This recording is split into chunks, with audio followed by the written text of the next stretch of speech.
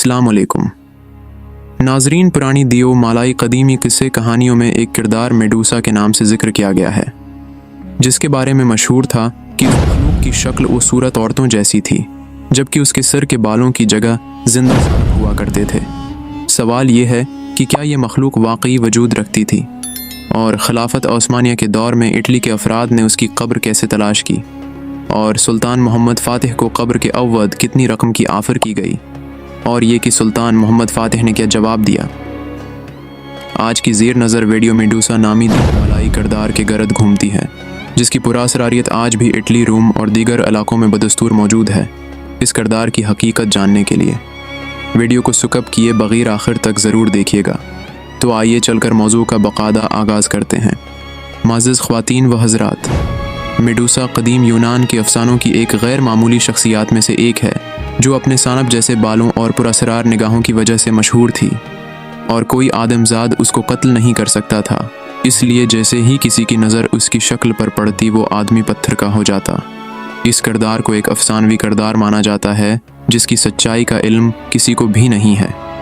लेकिन जहाँ अल्लाह ताला ने हैरान कुन और दियो हैकल मखलूक़ात तख्लीक़ फरमाई हैं, वही मुमकिन है कि कोई ऐसा किरदार तारीख़ में मौजूद हो और बेशतर इंसान इस किरदार को दियो मालाई तसव्वुर करते हों।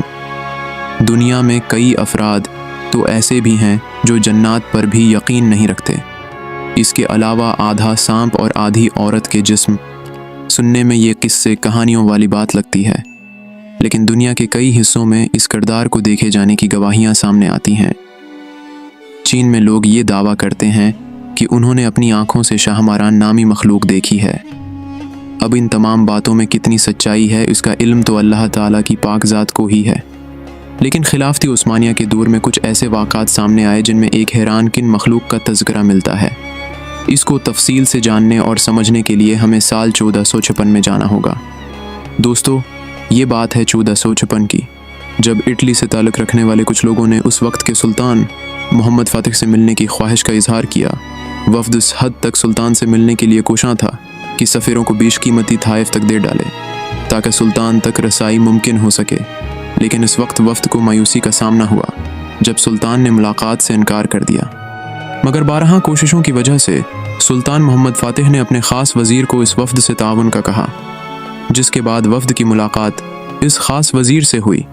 दरअसल ये वफ़द सुल्तनत में मौजूद एक तालाबी इलाके बीसलिका सीस्तरन तक रसाई चाहता था।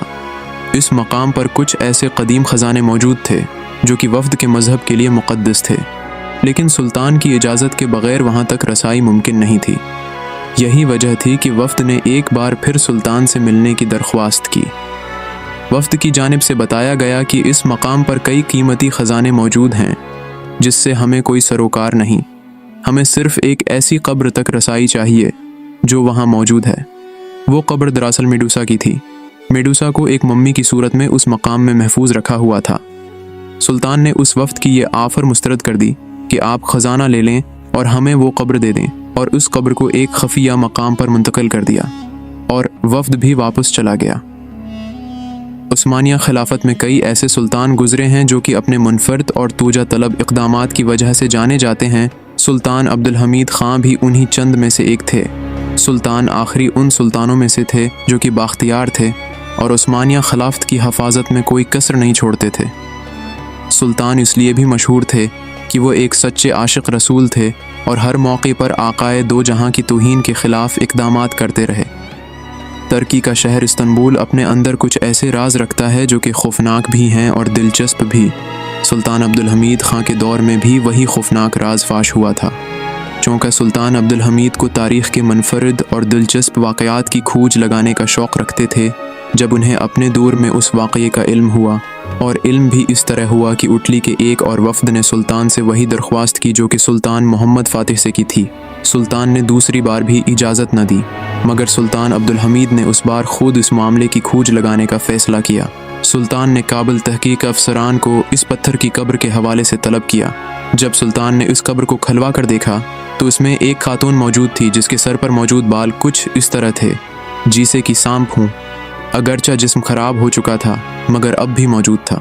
लेकिन सुल्तान ने इस पूरे मामले में एक चाल चली चूँकि अगर ये कब्र खुलती तो लोगों में अदम एतमाद और मुख्तलिफ ख्यालात परवान चढ़ सकते थे।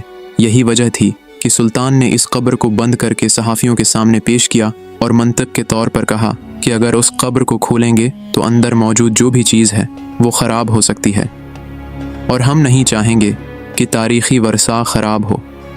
हाल ही में ये कब्र मुला फनारी ईसा जामा मस्जिद के मकबरे के पास मौजूद है, लेकिन अंदर कुछ नहीं है।